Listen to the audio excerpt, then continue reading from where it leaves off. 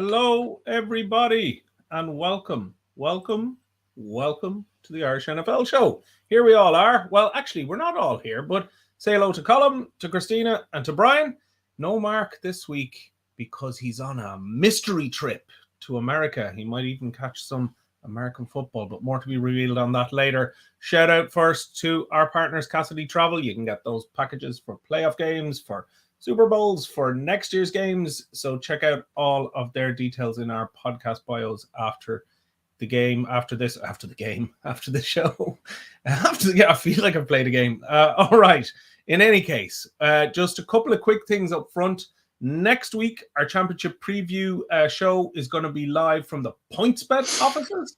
So shout out to PointsBet for setting that up with us. And then the Captain America's show, the show going live from Captain America's on Grafton Street, is down to the last few tickets. Anyone there for the last few tickets? So you can pick those up on Eventbrite and come see the show in all its live glory. Alas, I won't be there, but all of these fine folks will. So with that all said, it's time to look ahead to these games that are coming up at the weekend. Big games. So let's get into it. So our first one that we're going to look at for these divisional round games is the Jags at the Chiefs. And so I did a little bit of reading and I got prompted some stuff from Brian here as well. So I know that the Chiefs beat the Jags in week 10, 27-17 apparently. So are we going to see more of the same? Are we going to see a little upset from Mr. Goldilocks himself? Or what's going to happen? So let me turn to you first, Brian, seeing as I'm looking at you right now. Tell me, what do you think? How's this one going to play out? I had a feeling you were going to come to me straight away on this one, because this one is an interesting one. No, look, they're all very interesting this weekend, but it's going to be interesting to see how the Chiefs react coming off the bye week. We spoke time and time again towards the end of the season about how, whilst they were winning, they weren't playing convincingly. They were still putting up the huge numbers offensively, but they were letting teams hang around. 2 games against the Broncos, game in Houston, and then it came to week 18 and they're playing in Vegas, and a lot of people felt that Vegas might, keep with them for a long time because of how they played the week prior to that against the 49ers, and the Chiefs went in and blew them out. And in that game, whilst the Raiders have had a poor season, it was very much that type of game where the Chiefs realized we're getting to the business end of the season and it's time to really, step up and go in with a superior performance. And we saw that night, both offensively and defensively. I was reflecting on the game in which they played a couple of weeks ago. It's the last defeat in which this Jags team have had. They've gone on such a great run. And I was looking at that game, Mahomes, even his numbers in that game weren't overly impressive compared to what we're used to seeing. But yeah, he threw for 4 touchdowns in that game. And most teams who have a quarterback throws for 4 touchdowns in a game is fantastic. Look, this Jags team has been on a great run. And we have a Chiefs team looking to go to the 5th AFC game in a row. That just shows the level of a performance we've seen over the years. And whilst the Jags team have played really well, and it's a great storyline what we've seen, it's the first team, in fact, that had the first pick in the first round in the draft and found their way to be in the playoffs that following season. And not only that, but win a playoff team. And whilst it's a great story, I think everybody's been overly impressed with how they played over the past weeks. This is a different beast, and this team haven't played in a few weeks. And I think the Chiefs will put up 40 on them in this game. I can see it being a 40-20 type of game. I think we're going to see Mahomes come out on Sunday with a point to prove, albeit it doesn't really have many points to prove, but they have been to 4 AFC championship games in a row. But yeah, how many have ended up in Super Bowls, and how many have they ended up in ultimately Super Bowl victories? There's been some near misses for this team. I think they really want to prove that they're the number one team in the playoffs for a reason in terms of the AFC, no matter what happens. With that unfortunate game a few weeks ago, I think the Chiefs put up 40 and win this game and march on. Okay, putting up 40.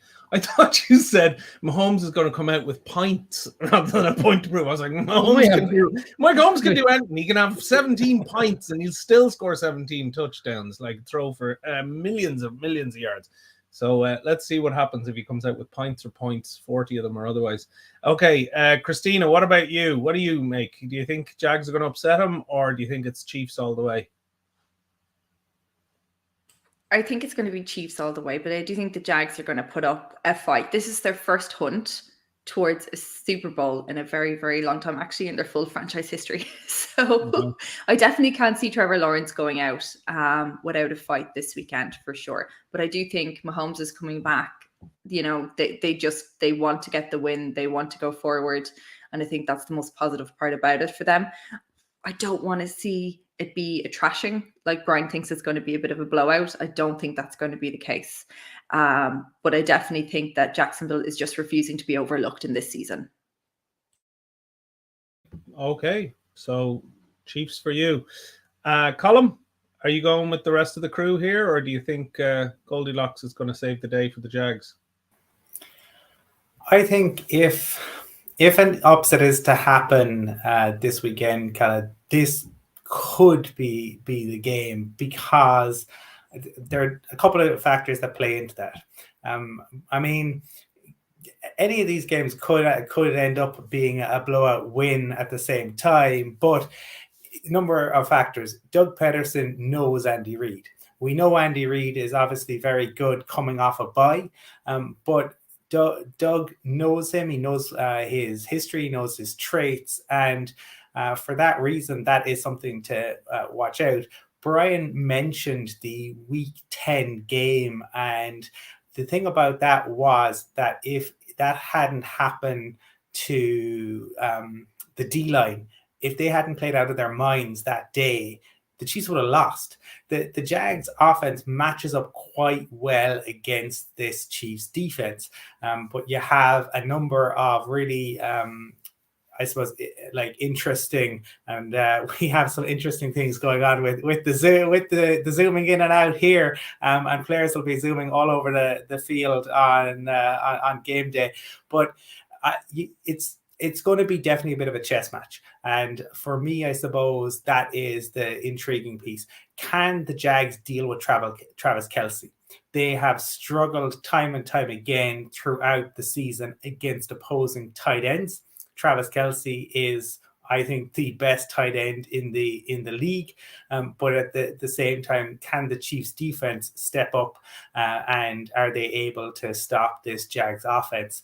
I'm going to say, because it's at home, that the Chiefs win, but I do think it'll be closer than people expect. And if as I said, if there is to be a shock, it could well be that. But when you have Patrick Mahomes, when you have Andy Reid, and when you have Travis Kelce, that makes you favorites. Yeah, it sure does. To be honest, it's hard for me, even as a casual viewer, to understand how anyone can defeat Patrick Mahomes and Travis Kelce when their combo is happening. Mahomes is a phenomenon. I love watching him play. He's just fantastically fun. He's box office, as they say. All right, well, let's go on to the next game then. So we have 3 picks there for the Chiefs, and we'll see what happens in the real world.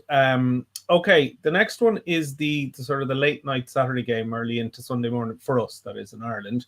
And that is the Giants at the Eagles. So the Eagles, I think, have had a bye week, so they're all nice and rested and full of Philadelphia fervor. And the Giants are back in the playoffs, as Brian well knows. He's fierce excited about it.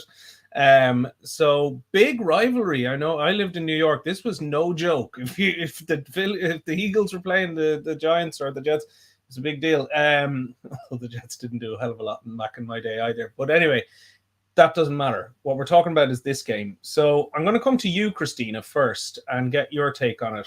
Where do you see this one going? You know what? I think everyone's given the Giants a bit of a rough week. I know the Eagles have had a bye week last week, but I think it's really interesting. We've seen Jalen Hurts come back in week 18 after being out for quite some time with his injury, his shoulder. And during the season, he's picked up a lot of different knocks. He was really rusty. We didn't see the Jalen Hurts that we knew we had. Now, I get it, 100%. He's had a whole week to recover. He's had almost 2 weeks to get that playing right again and get himself back to full kind of where he was. But I just don't think we're going to see him as he was at the start of the season. I really don't. I have this feeling that he's still afraid of that shoulder sprain that he picked up. And it's one of those things that he looks really, if you look back at week 18, it was almost that he was completely inaccurate with his throws. his arm strength just really seemed to have declined. And here I am trying to throw the ball as if I'm doing it myself. And I just think that, you know, even though he's told everyone he's feeling completely fine, he's really expecting to be fully participative. I just don't think he's going to bring 110%. He'll bring it 90. But I do think the Giants will keep them at bay. I don't think it's going to be a washout, but unfortunately I have to go with the Eagles. Sorry, Brian. You're going with the Eagles. The crack will be 90 and he'll be at 90 as well. Very good. Okay. We'll see what happens. You never know. You know what? Pros play hurt, as one boss said to me one time when I came in hungover to work. Okay. Colm, what about you? Well, certainly, I think there are probably plenty of guys back, if you look back to maybe the 70s, 80s, and 90s, across the world of sport, Calla, guys playing with hangovers. And maybe if one looked at darts and snooker, you mightn't even need to go quite as far back. This is going to be, I think, the atmosphere in this is going to be electric. And I know that they were warning Giants fans about not going to Philadelphia, which I think the Philly will be absolutely delighted with. They're the more, home fans there, the more raucous it is. But those stories tend to bleed through. And you can't tell me, if those stories are out there, that you're not having the ante of some player who's getting on to him and his family and is in a WhatsApp group and is like, are we going to be okay? And just a niggle. But I think what could be quite, this is all about, I've said it repeatedly, it's about Lane Johnson, it's about Jalen Hurts, it's about how fit those guys are. Jalen Hurts is off the injury report. Christina has talked about that. Lane Johnson, that's the kind of more touch and go one, although he said this week that his injury wasn't quite as serious as it first appeared. The Giants, this is where Dable will be delighted, right? Because everyone's writing them off. They're going into hostile territory. He will have them up for this game. And if people didn't see the video of Dexter Lawrence mic'd up, do yourself a favor and check that one out. He absolutely loved last week's game against the Vikings, and I imagine maybe the NFL won't release the full version if he is mic'd up of this particular game, because I'd say there'll be some choice words. These are two teams who have met each other twice. We've already talked about the history of these cities on the show on Monday. I can. Again, this could be one, right, where if the Eagles don't show up and they don't get it right, you could have a situation where the Giants can take advantage. We know the Giants have the ability to run the ball and to take time off the clock. But I think the Eagles are the number one seed for a reason. I'm going, with Hurts off the injury report, and Rappaport said, I mean, he has to be in reasonably good nick for them to do that. They should have enough, but Brian Dable and his Giants could absolutely give them a bloody nose along their way. But I have the Eagles going to the championship game. You have the Eagles. Well, I'm going to leave the last word to you, Brian, the Giants fan. I have a guess maybe where you might go with this, but tell me, where do you think it's going to go? Coming into the game, I think it's a bit strange that the 4 seed is the kind of unknown quantity in this game. And the reason why I say that is the last time we saw Eagles play to the level in which we've seen the season that made them the number 1 seed was on the 11th of December when they played the Giants. And they gave the Giants a good going over. Bear in mind the Giants were missing half the defense that day, so it's hard again to really quantify how good a performance that was. Then they played the Cowboys, and Cowboys put up 40 on them. A few turnovers in the game, and small field in terms of going for scores. Put up 40. Then the Saints went in and beat them, and you had a situation where Hurts wasn't playing, Gardner Minshew was playing, and then the following week, as Christina's called out, the Giants' third stringers played them, and they only beat the Giants 22-16. So it feels like they haven't played a significant game in terms of performance in quite some time. Last week's game, I was very confident that the Giants would win because, as I said, I looked at the game on Christmas Eve and I felt there was only a couple of things that needed to be tweaked in order for the Giants to be in a position to win the game. In this game, I think there's five teams that have to happen for the Giants to win. Daniel Jones is going to have to play really well again, a quarterback. They're going to have to stop the run game, and not so much Hurts, but Sanders, Boston Scott. They've got really effective running backs. Never mind the fact that they have a very athletic quarterback. The Giants pass rush has to get at Hurts and see if this injury is still there. Is it concern? Not necessarily sack him, but get him on the ground and see how he reacts to the injury. And the Giants secondary, and it was really much improved last week with the two starting people in the secondary back, have to control AJ Brown and Smith. Too many things have to go right on Saturday night for me for the Giants to win this game. And it could happen. I mean, we could see a team who hasn't played in a few weeks. We've seen in the past a team who gets hot at the right time. They're on a streak. They're playing well. I just think it's too big of a task. And whilst it's been a great season, I think the Giants fans come the Monday or Tuesday when they get over the fact that they won't get the results this weekend will recognise it's been a fantastic year. But I don't think it's going to end in a victory on Saturday. I'm picking the Eagles. Okay. I see Fred saying you're getting the 5 excuses in early. It's been like last weekend with the backdoor job. Remember with Mark and Colin on the first game we discussed last week. Oh, I can see how they can win it, but they won't win it. I'm picking the Eagles. Well, I'm going to pick the Giants. I don't really care. All I remember is Phil Simms. That was like one of the first Super Bowls I remember seeing, and I remember there was Gatorade dumped on them. I was like, why are they doing that? That's going to be so sticky. Anyway, that's a complete little jump inside my brain. Thank you. All right, let's go to some comments. I know you've been putting a few up there. Are there any more you want to flash up on the screen just in case anybody missed them as we went through, or maybe interesting ones just to talk about? I think that it's really interesting that Fred is after coming out saying he may sound biased, but he reckons the winner is going to be someone from the 49ers Dallas game. Interesting. For the Super Bowl, yeah. Maybe. You never know. And it might be the 49ers. I hope so, because then my bet wins. Fred is saying about me getting my excuses, and he's already marking the card that, well, if the Cowboys lose, at least we lost to the team that wins the Super Bowl. Is Fred a Cowboys fan? He isn't. Okay, I see. Now I understand. It's all coming together here. Absolutely. I one thing, Calla, also, Brian is talking about, that like hedging our bets, and saying teams, how they could go on.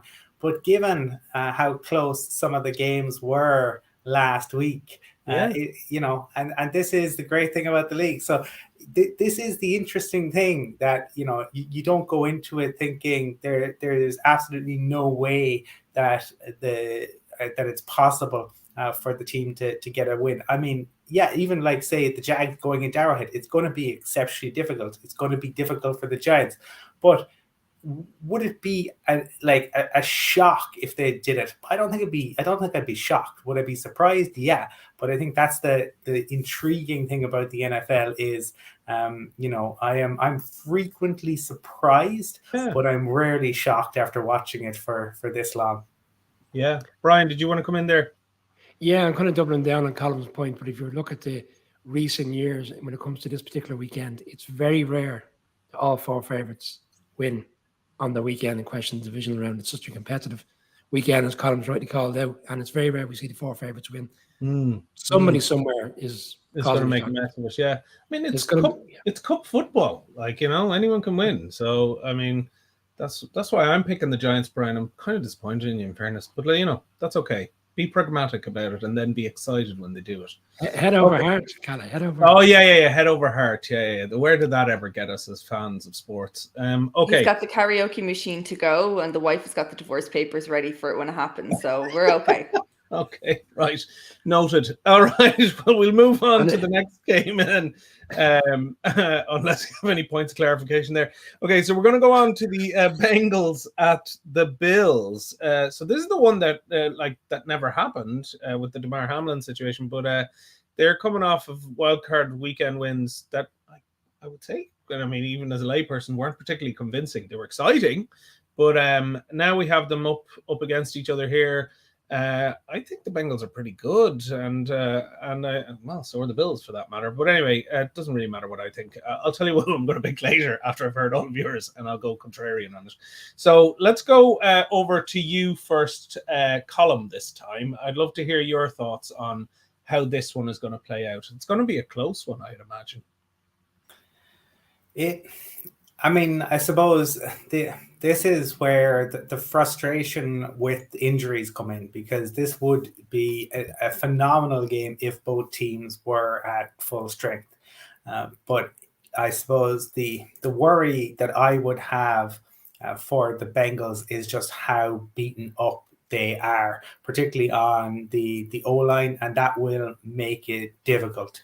They still have a fantastic quarterback. They still have brilliant receivers, but it is going to be very, very difficult when you saw against the Ravens, once the O-line guys went out, it was really difficult for Mixon to run the ball.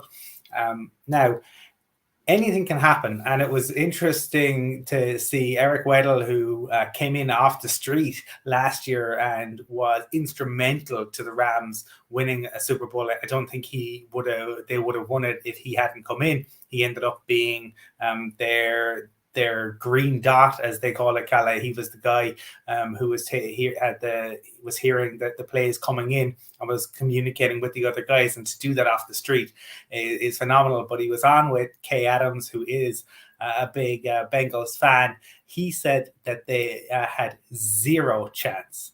I would not go anywhere near that level, but I do think it will be difficult for them just with how beaten up they are. That said, they have a chip on their shoulder. They feel that the NFL did them a disservice given the way they handled it, and they feel that this game should be at a neutral site. The Bills, we saw the good and the bad with them last week, and we have kind of seen a little bit of that. I mean, it has been a Jekyll and Hyde type of season at times. Josh Allen has the ability to make plays that no other quarterback can make. They make these huge chunk plays, the ability to get the ball 60 yards down the field in the blink of an eye, his ability to take off as a quarterback. And I think the further we go into the playoffs, the more you will see kind of designed runs. They've held back on that a lot over the last couple of years. You don't want to put your quarterback in harm's way if you can avoid it. But when the stakes are this high and the quarterback in question is 6'5" and 250 pounds, you can run him a little bit. I think you'll see that if the Bengals were at full strength, I think that they would have a real shot at this because of how Burrow is and because of the chip on their shoulder. I keep going back to it. I just think they're too beaten up. I think they will go out. I would think they will put up a performance. I think that you can see the type of team that they are. But Damar Hamlin was back in the building this week. And I think despite the Bills' struggles with the pass rush, the fact that the Bengals are without the O-line will help the Bills and ultimately get them over the line. So Bills it is for you. All right, Brian, what about you? Where do you see it going? Yeah, this offensive line is a big concern. And like Colum's rightly called it, three of the key marquee players, and three that were actually brought in last offseason, essentially to help shore up this offensive line. This time last year, when they played in the same round, divisional round, Joe Burrow had 13 sacks in that particular game. I think it was a set NFL record, and yet they still found a way to come out and beat the Titans because of the quality of the quarterback which they have and the quality of the players. That once he's under pressure, he still has players like Boyd, Chase, and Higgins, and they have a solid run game in Mixon and P9 who's really come on this season. And I'm worried for the Bills, genuinely, after last weekend's performance against a team with a third-string quarterback. I appreciate not every NFL game is the same, but the secondary has been exposed a couple of times over the past few weeks, in particular by the Dolphins twice.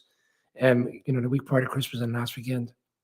And I don't think the pass rush, like if they're going up against a better pass rush, and I'll probably get crucified by Bills Mafia for saying this, I don't think they're the top upper echelons of the league. And they're a great team and they've got great players in offense. But defensively, I still think there's enough question marks. And I look at the players that are available to Joe Burrow on Sunday offensively, and I think they can live despite the frailties of the offensive line. I still think they can go toe to toe with this team and put up the points. And what are we going to see from this Bills offense? Because we touched on it on Monday's show. They came out and they were very aggressive early, got the points up, 17 points.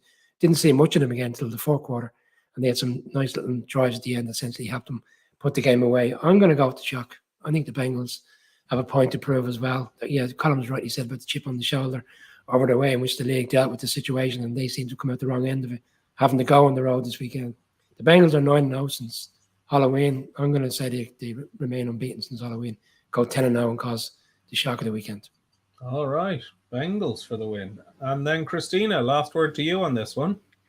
I think if the Bills are going to try and win this game, they actually need to play a lot cleaner than what they have in the last while, or else they need to find a way to make the Bengals play messier, because the Bengals actually are able to control the game a little bit better than what the Bills have been able to do over the last while. And that's just because you've got Burrow and you've got Zach Taylor. They're just a dynamic duo of being able to control the ball themselves.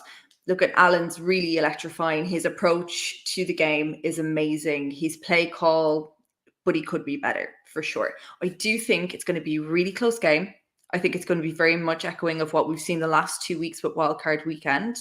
But I think the Bills will snatch it in the last few minutes. So I'm going to go with Bills. Bills to snatch it at the last few minutes. Okay. Well, for what it's worth, I think I'm going to go for the Bills as well. I think they're kind of the sentimental favorite for those of us who sort of just have been watching it casually and with DeMar Hamlin and all of that. Plus, they were the first team I ever really kind of supported in the NFL. Good old Jim Kelly with his Irish name drawing me to them. All right. Well, we'll see how it goes, and hopefully the Bills won't blow it with a badly taken field goal at the end, which, of course, the Bills have done in the past. And there's a great film called Buffalo 66 by Vincent Gallo, for those of you who are cinephiles out there, which is a fascinating take on that story. All right, we got the next one coming up then, and it's the last one of the lot. So this one is the Cowboys at the 49ers.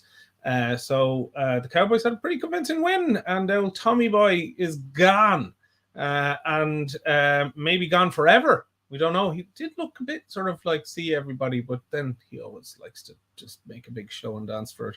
But anyway, and of course, then there's a bit of talk about the Niners having some extra time to recuperate and all of that. So there's a few interesting factors going into this one from what I've understood. But maybe I'll go to you first, Christina, on this one. Where do you see this one going? It's an interesting matchup, isn't it? I think it's quite an interesting matchup, yeah. And after, you just mentioned about TB12 last week, every time I think of him, I just think of Wolf of Wall Street. I'm not going. That's exactly how I picture him and Aaron Rodgers the whole time. That's it. It's both of them together in that scene. Put their heads on it. There you go. Look at it's Dallas. We all know there's going to be an epic meltdown at some point during this game. And that's one of the most amazing parts of the game that's coming this week. Look at... I would love to say Dallas is going to do it, but I can't see past the 49ers this week for sure.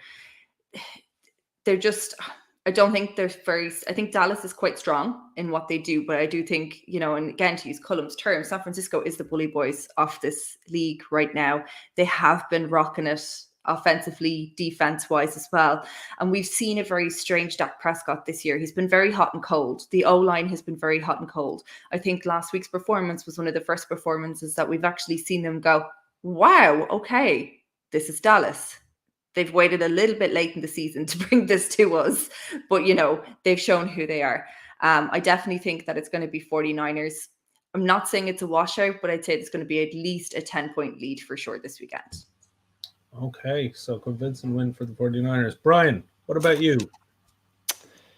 Yeah, the Cowboys have been a bit off recently, but obviously Monday's performance was quite dominant, and we discussed on the show towards the back end of the season how essentially for about 5 to 6 weeks we could have had a pretty good understanding of where the Cowboys were going to go in the playoffs, and I think everybody knew that they were going to play the Bucs because of the way the seeding was lining up, and they were kind of too far out. It must have been a late run to win the division. It was quite evident they were going to be the 5th seed.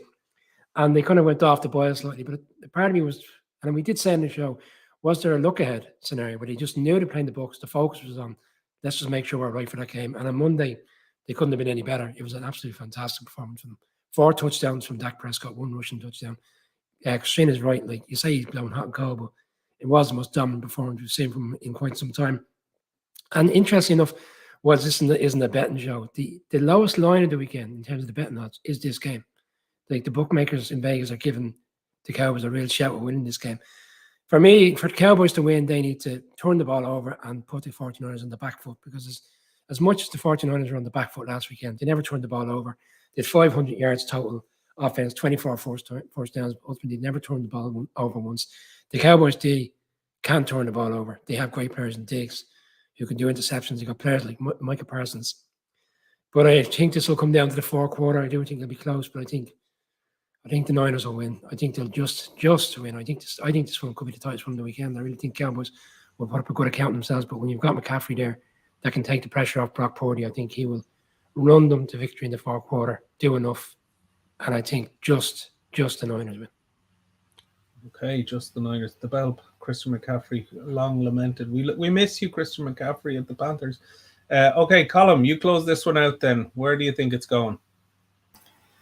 Cal, I suppose to me, I mean, this is one of the kind of all-time classic matchups between franchises. This is a rivalry born in the 70s. I mean, the 80s gave us the catch. I think that's one of the great things about the NFL, that you have these famous plays that just go by, you know, the title, John Elway's The Drive, Joe Montana, and The Catch. And people will know what you're talking about. And then you go to the 90s and you have 3 back-to-back NFC championship games.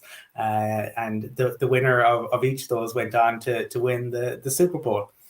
Then you had an incredibly long drought, and the rivalry renewed then between these two teams, obviously, then last year.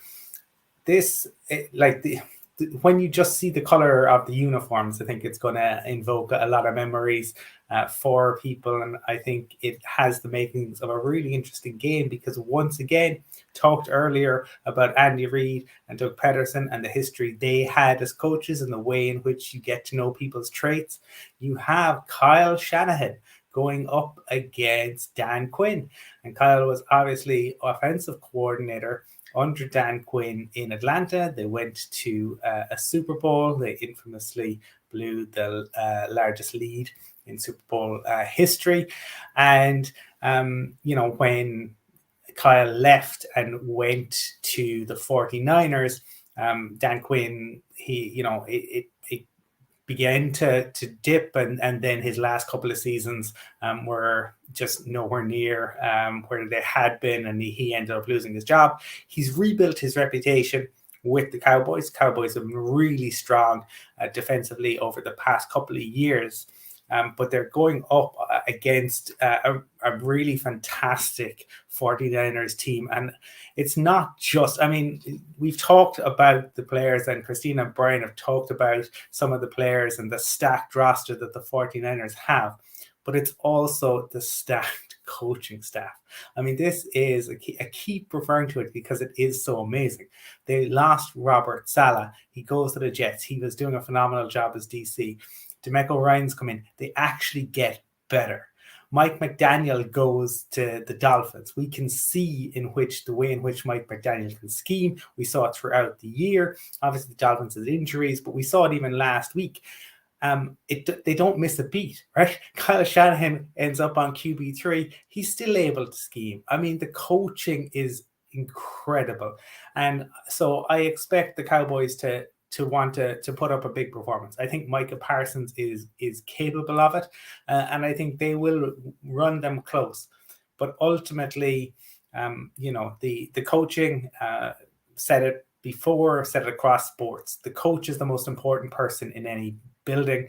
The 49ers have one of the best in the business in their head coach. They have one of the best in the business in their defensive coordinator. And for that reason, I think that the 49ers will win this. But I do have concerns around Brock Purdy. Definitely. I think you can get on him. I don't think he's nearly as accurate as he is kind of sometimes made out to be. I think Kyle Shanahan gets him out of jail a lot of the time. And again, this is another one where if the Cowboys were to win this, would you be shocked? No, not in the slightest, Brian. As it's definitely not a betting show with me involved, because odds don't make any sense to me whatsoever. But I can tell you it wouldn't be a surprise. But ultimately, I do think the 49ers will prevail. Okay, 49ers to prevail. Christina, I think you wanted to come in there just real quick. Yeah, I think it's interesting that Colm just mentioned about Brock Purdy. And I think it's really interesting that you kind of said, and we've touched about it a load of times, that this whole team has been built around him. The offense has come together to be able to protect him and keep him strong. But I think it's also, the body of work that he has so far since he came on the field has been really, really strong. So he's under a lot of pressure this week not to make any bad plays. He's only made one bad play since he came on. And when we're looking back at it, he was the last player of the draft. He's actually a solid middle-level passer. He's turned himself into this, this little solid person that 49ers are able to actually rely on. But I think what's really interesting is that he doesn't have to play the ball hero. That's not what his job is. And he knows that. He just has to pass that ball. And that's why their passing game is so strong. And that's where he differs compared to other quarterbacks, because he's not hogging the ball. He's not trying to play the hero the whole time. Okay. Well, there is an absent friend here. Mark is not here. Where is he? Well, I guess all will be revealed at the weekend. But Brian, maybe do you have his picks by any chance? I do. Let's hear them. I don't know what these three got together and decided to gang up on me. I think I'm the only colluded. Cartel of picks, is it? I think I'm the only one here who's gone somewhere different with the Bengals. Mark has also picked the Niners. He's also picked the Bills. He's also picked the Eagles and the Chiefs. Full house. Okay. Christina, Colm, Mark. You're the only outlier here. I mean, I guess, can I call myself an outlier? I picked a few others there, but it doesn't really matter. Well, we shall see. I can guarantee one of those picks will definitely be wrong, because favorites don't always win. And we're into sort of the business end of the cup competition here, as they call it. So anything could happen. Do we have any last few comments we want to flash up on the screen there before we wrap things up? Let me see. While Christina is getting those, Calla, just to say that we had Ali Daly on the podcast this week talking about the Colts, and they are obviously one of the teams who are involved in a head coach search at the moment. That for teams who are not in the playoffs, there's plenty of kind of head coach searches going on. Interestingly, there's 5 this year. There were 9 last year. So teams maybe not as rushed as they were, taking a bit more time. But I imagine we probably will begin to see some of the dominoes fall next week. So we will obviously discuss those as they begin to happen. But right now it is kind of just the speculation and a lot of smoke and mirrors going on as to what may happen. But as the dominoes begin to fall, we certainly will look to address some of those hirings. Hirings indeed. Okay, well, check that podcast out. It's on the podcast feeds that we have. And I see you flashing up a few there. I saw the Talking Balls podcast made their picks, and they said it was going to be what game was it? The Niners and the Cowboys. The Cowboys one was all about the defense, wasn't it? That was the comment that was thrown out there. Which defense is going to come out on top? There's Mark. There's Brian. He's really happy. They're agreeing the Giants is going to beat the Eagles. It's going to be the shock of the week. Talking Balls podcast. Maybe not talking so much balls there. You never know, Brian. It could be good. Karaoke machine at 5 a.m. Karaoke. Yeah, should we get up? We'll get on a Zoom call for that. We'll see what happens. Yeah, it'll be a great crack. Okay, very good. Well, listen, that's Calla. If the Giants beat the Eagles, you will be able to hear Brian O'Leary's roar from the other side of the river. I guarantee you Brilliant. That it will be. I mean, they should probably put cotton wools in the ears of the animals in Dublin Zoo, just as a precautionary measure, lest they be startled. Okay, Brian. Certainly in Cottonwood in my children's ears come. Yeah, fair enough. Yeah. Protect the family at all costs from Giants fans. Okay, well, listen, that's all for tonight. Thanks, Colm. Thanks, Brian. Thanks, Christina. Thanks to Mark in absentia, and you'll hear more from his adventures stateside soon enough. So stick with our podcast feeds. Stick with us. Thanks to all the fans and folks out there who have been commenting tonight, and also just a reminder that the PointsBet show, the preview show, is going to be from the PointsBet office, and also the Friday next, which is from the Captain America's event that we're doing, the live event, 7:30 to 9. There are still a few rush. Get them. There's tickets for that on eventbrite.ie. So go to eventbrite.ie and you can pick up the last of the few chalk ices there. All right. Well, listen, enjoy everybody, and we will look forward to a big weekend of football again. And we'll see you next time. All right. Thanks, everyone.